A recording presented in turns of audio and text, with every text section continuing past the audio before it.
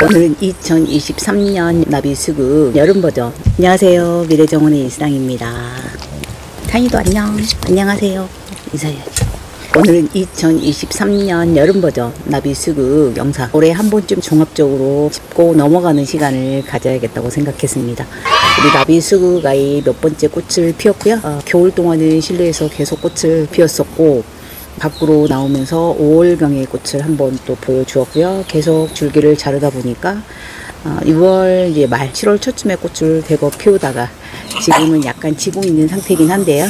나비수국 아이는 정말 나비를 닮은 아이죠. 꽃잎이 5장인데 2장은 나비의 양 날개를 닮은, 그리고 몸통에 있는 꽃 길다란 꽃을 나비의 몸통을, 그리고 굽어진 꽃술은 나비들의 더듬이를 닮은 것 같은 형상을 하고 있죠. 그래서 나비라는 이름을 붙였는데, 수국이라는 이름까지 붙여져 있잖아요. 수국과는 전혀 개연성은 없지만 제가 생각하기에 수국과 피어나는 시기가 동일한 아이다 보니까 수국이 이름이 붙었는지, 아니면 수국처럼 약간 그 생육 환경이 비슷해요. 꽃을 피우는 조건들이, 자라는 조건들이 수국과 조금 비슷한 그 생육 환경을 많이 갖고 있는 것 같아요.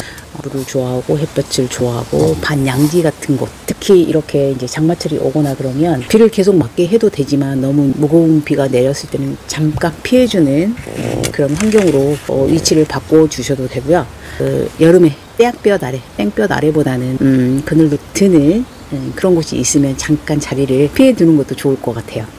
나비수국 같은 경우는 목질화가 잘 되는 아이이기도 하지만 키가 또 상당히 큰 아이이기도 해요. 그래서 여러분들이 외목대로 가지고 키를 높여서 풍성하게 만들어 보고 싶다 그러면, 나비수국 같은 아이들은 아프리카가 원산지인 아이다 보니까 키가 상당히 크고 꽃도 상당히 또 많이 피는 종에 해당되는 것 같아요. 이 줄기에서 끝마디 2-3마디 아래에서부터 시작해서 계속 꽃자루를 내면서 꽃을 피워주는 아이들이거든요.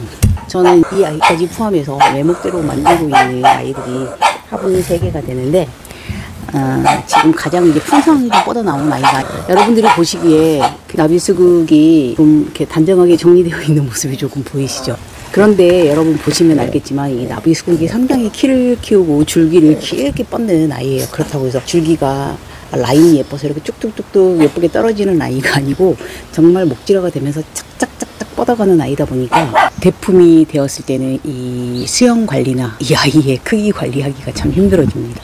저는 이제 이 줄기가 길어질 때마다 계속 이렇게 좀 너무 큰 아이들은 2-3마디 아래에서 자르거나 뭐 더 아래에서 자르거나, 그러니까 3가지가 올라오면 3가지에서 1-2마디 남기고 계속 이렇게 동글동글하게 비슷한 크기를 맞춰주면서 잘랐던 것 같아요.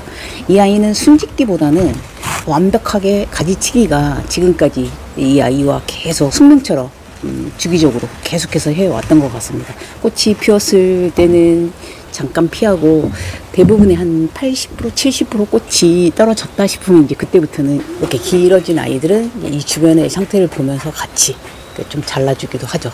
나비수국 꽃이 예뻐서 사드리거나 구입을 해서 키우시는 분들이 종종 있으신데, 아까도 말씀드렸지만 수영 관리하기, 크기 관리하기가 상당히 힘든 아이예요. 그래서 저는 이제 제가 개인적으로 추천하는, 좀 편안하게 키우고 싶고 쉽게 꽃을 피우고 싶다 그러면 이렇게 애목대로 올리시지 마시고 그냥 소형으로 이렇게 풍성하게 올리는 방법을 추천해요. 외목대로 관리를 하시려고 하면 이제 시간을 많이 요하는 아이이고, 계속 숨짓기보다는 이제 낮게 좀 잘라서 이 아이들의 전체적인 수영을 맞춰주는 거, 새 줄기가 올라왔어도 새 줄기에서 거의 뭐 1-2마디 남기고 계속 잘라야 하는 게 반복적으로 되는 것 같습니다. 언제 잘라야 하느냐?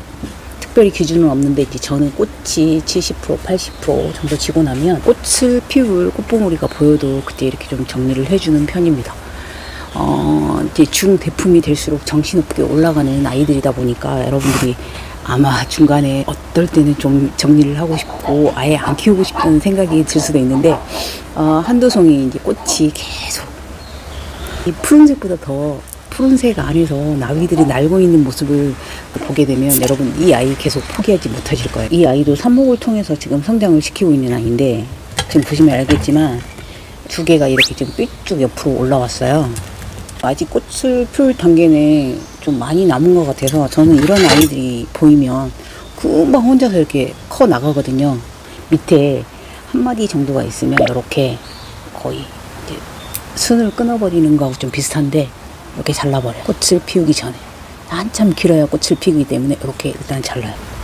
그래서 주변에 좀 풍성하게 만들어 주려고 하는 편입니다. 하엽이 잘 지기 때문에 여러분들 보시면서 이렇게 손으로 금방금방 떼면 되고, 이 아이는 진딧물도 초창기 봄에 이제 꽃 피려고 할 때 진딧물이 많이 얹는 것 같아요. 지금은 오히려 진딧물이 많이 얹진 않은데 얘는 중간이 없는 것 같아요. 완전 가습이 되었을 때도 진딧물이 오르기도 하고, 햇볕에 강하게 노출되었을 때, 물이 없을 때도 진딧물에 노출되기도 합니다.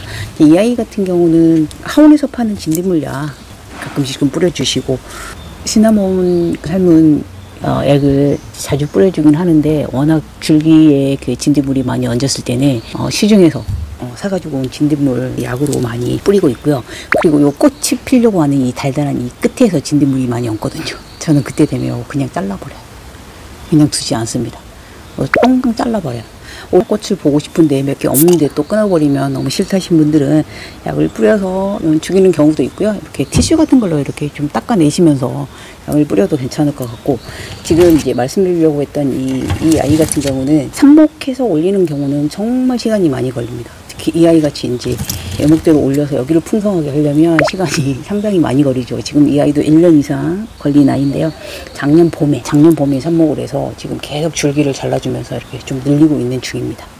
그리고 이 아이는 무엇보다도 외목대로 만들기 좋은 그 삽목, 그 형태를 가지고 있어요. 이렇게 길게 뻗기 때문에 일자로 길게 뻗기 때문에 어디에서든 이 마디를 잘라서 끝촉을 자르지 않고 그대로 이렇게 심어두면 이 아이가 예쁜 라인으로 그대로 살아있어요. 뿌리가 정말 잘 나는 아이죠. 애목대로 키우고 싶은 크기가 맞춰지면 이제 그때 위에서 잘라서 계속 순을 자르거나, 어렸을 때는 순을 순짓기를 해서 늘려서 상관없는데 이렇게 컸을 때는 순짓기보다는 이제 가지치기예요. 작은 아이들 같은 경우는, 큰 아이들은 줄기를 잘라서 수영을 예쁘게 만들어 간다면, 이 아이들은 그때그때 자라는 아이들 보고요. 이제 작았을 때 이렇게 순짓기를 하거나 이렇게 옆에 살짝 잘라주거나 하면 예쁘게 잘 동글동글하게 올라오죠. 이 작은 아이들은 지금 당장 꽃을 본다는 생각보다는 이제 가을계로 접어 들어갈 때, 아니면 실내로 움직였을 때 이제 꽃을 보여준다고 생각하시면 될 것 같아요. 이 아이가 최대의 장점이라고 한다면 장마철이나 더위에도 참 강한 것 같아요. 장마철에 무름 현상이 많이 생기는 일반적인 식물에 비해서 전혀 그런 모습을 많이 보이지는 않고요. 이 아이의 단점이라면 중품 대품이 되었을 때 수영 관리하는 거. 그 전에 소형이라면 편안하게 꽃을 많이 피우는 모습을 볼 수 있을 거예요. 꽃을 피우려고 할 때 봄철에 진딧물이 조금 있다는 거, 건조했을 때, 과습이 많이 되었을 때 진딧물이 있다는 거 외에는 장마철에 무름 현상도 없고 정말 가지를 쭉쭉쭉쭉 뻗어서 아주 잘 크는, 성장하는 장점이 있는 것 같습니다. 오늘은 나비 수국에 대한 영상을 찍어보았고요. 다음에 또 다른 영상으로 찾아뵙겠습니다. 감사합니다. 안녕히 계세요.